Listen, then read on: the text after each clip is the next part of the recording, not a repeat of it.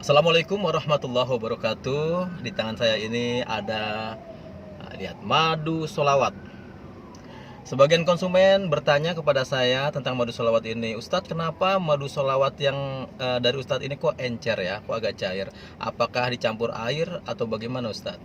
Jadi saya akan menjawab bahwa madu solawat ini adalah madu hutan yang berasal dari daratan Sumatera, dari pohon sialang. Jadi hutan di daratan Sumatera, pohon sialang, dan lebahnya adalah lebah hutan. Nama latinnya adalah Apis dorsata.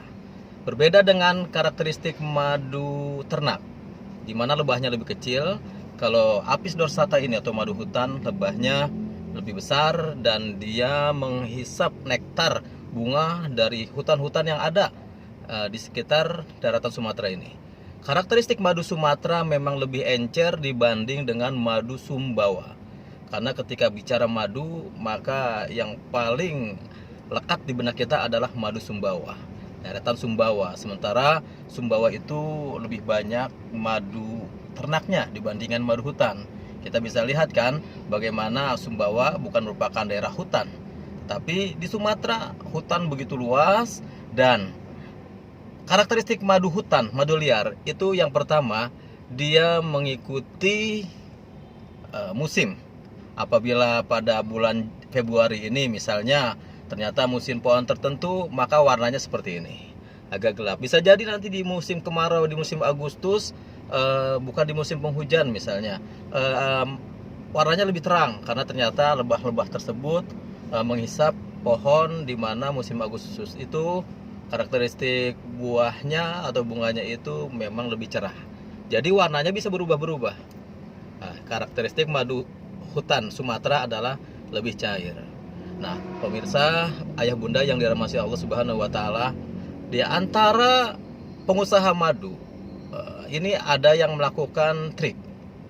Jadi saya sampaikan, ketika ia mendapatkan madu asli yang cair, maka kesan yang disampaikan oleh, yang dilihat oleh konsumen adalah ini madu cair, madu tidak asli. Padahal itu adalah murni dari lebah. Tetapi memang karakteristiknya madu Sumatera encer. Nah, ada 3 cara bagaimana madu ini kelihatan tampilannya lebih kental dan lebih menarik, seperti madu Sumbawa atau madu-madu yang dijual pada umumnya. Ada 3 cara. Yang pertama dengan cara blower. Dipasangkan blower dalam beberapa waktu, maka madu yang beratnya 1 ton ketika di blower kadar airnya berkurang, maka beratnya akan susut menjadi 800 kg. Susut 200 kg per 1 ton. Tentu saja pengusaha madu tidak akan menempuh cara ini. Walaupun kadar air berkurang, kekentalan madunya jadi lebih tinggi. Yang kedua, dimasak. Dimasak, nah, dengan api yang kecil dalam waktu tertentu, maka lama-lama madu ini akan kental. Dan tentu saja hal ini juga menyusut beratnya. Dari 1 ton mungkin bisa 700 kilo, hilang 300 kg. Dan pengusaha pun tidak akan mau menempuh cara ini. Yang ketiga adalah menambah pengental. Nah, menambah pengental ini, mohon maaf, bukan menjas, tetapi yang kadang dilakukan oleh pengusaha madu yang curang menempuh cara yang ketiga ini. Ketika mendapatkan madu asli dari petani di daratan Sumatera yang memang madunya karakteristiknya encer, maka ia tambahkan pengental. 1 ton bisa menjadi 1,4 ton. Bahkan ada yang lebih dahsyat lagi, 1 ton bisa menjadi 2 ton dengan pengental yang entah gimana ramuannya, rasanya pun kalau orang awam itu merasakannya ya mirip-mirip. Tapi ini adalah satu kecurangan karena yang kita jual adalah madu, bukan ditambah embel-embel lainnya.